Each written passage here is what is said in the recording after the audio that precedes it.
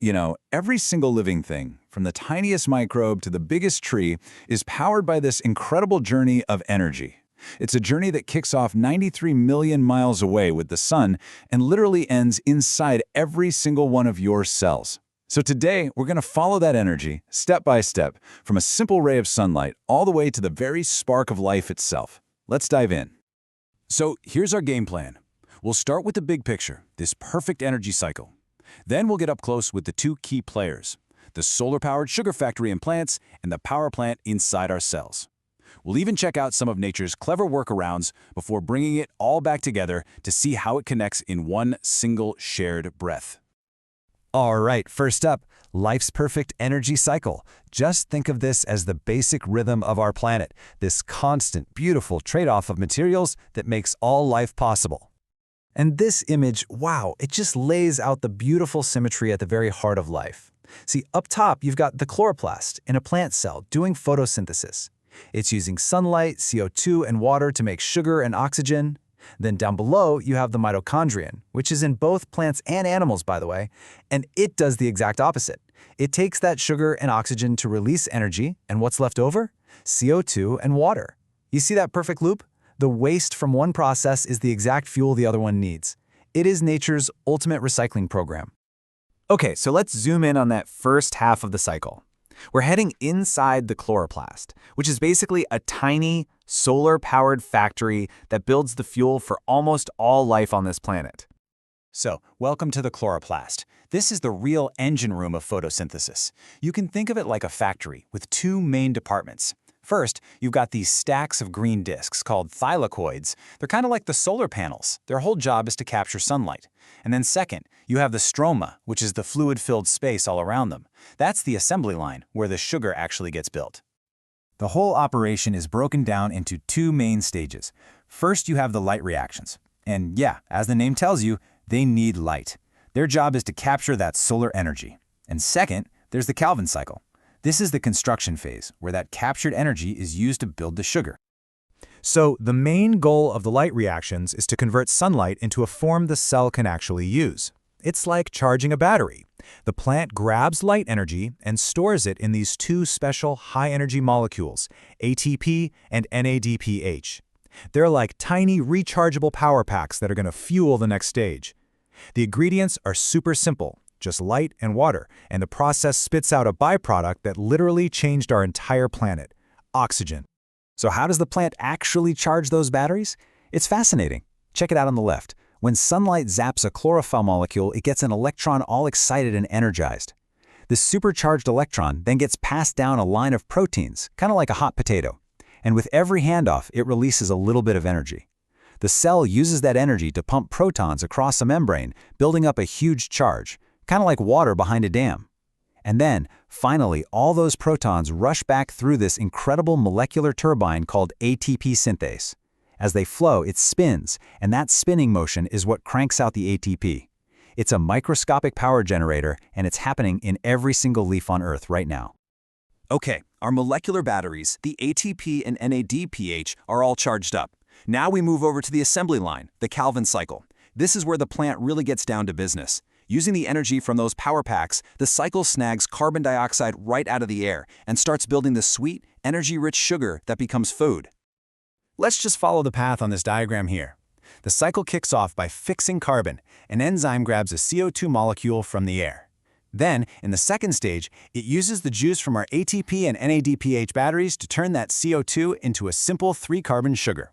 Now, some of these sugars are used to keep the cycle going, but every once in a while, one gets to leave. And here's the kicker. It takes 2 of these little 3-carbon sugars to make one 6-carbon glucose molecule. That means the cycle has to turn a grand total of 6 times, grabbing 6 CO2s just to build one single molecule of sugar.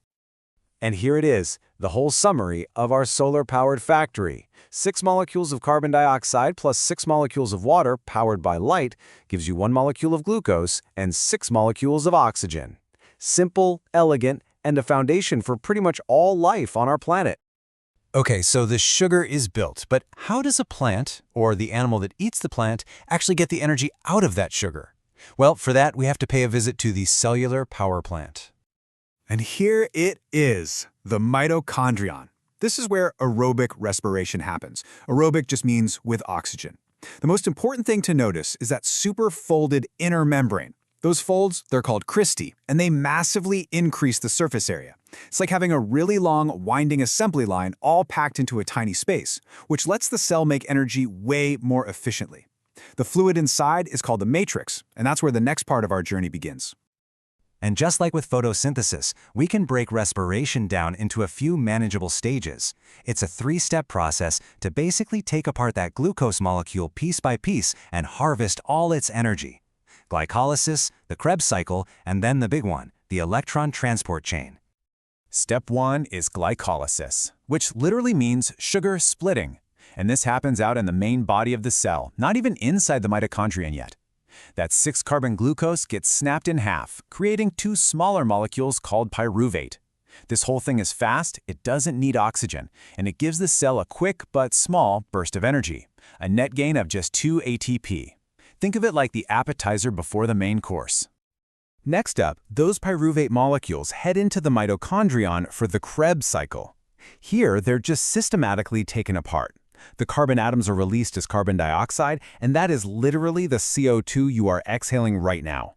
A little more ATP is made here, but the main point of this cycle is to load up those rechargeable batteries again. This time they're called NADH and FADH2, and they get jam-packed with high-energy electrons ready for the final big payoff stage. And now for the main event, the electron transport chain. This should actually sound pretty familiar. All those charged-up carriers, the NADH and FADH2, show up at the inner membrane and drop off their high-energy electrons.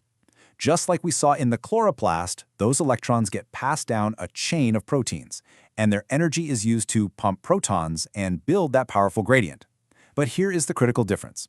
At the very end of the line, the final thing that grabs those electrons isn't some molecule the cell made, it's the oxygen we breathe. Oxygen snags the used-up electrons and forms water. This is exactly why we need to breathe.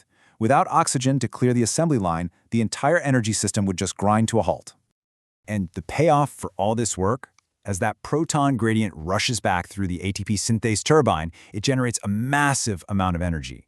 The grand total from just one molecule of glucose can be up to 38 ATP. From one sugar molecule, that is an absolutely incredible return on investment. Now that's the standard way it's done, but nature is endlessly creative. So let's look at section 4 and some of the clever workarounds plants have come up with to survive in really tough spots. You know, most plants use the process we just talked about, which is called C3 photosynthesis, but it has a major weakness in hot, dry climates. See, to get the CO2 they need, plants have to open these tiny pores on their leaves called stomata. But when they open them, precious water escapes. It's a terrible trade-off. This slide shows 2 brilliant evolutionary hacks to get around this problem, the C4 and CAM pathways. C4 plants, like corn for example, solve this problem by separating the process in space.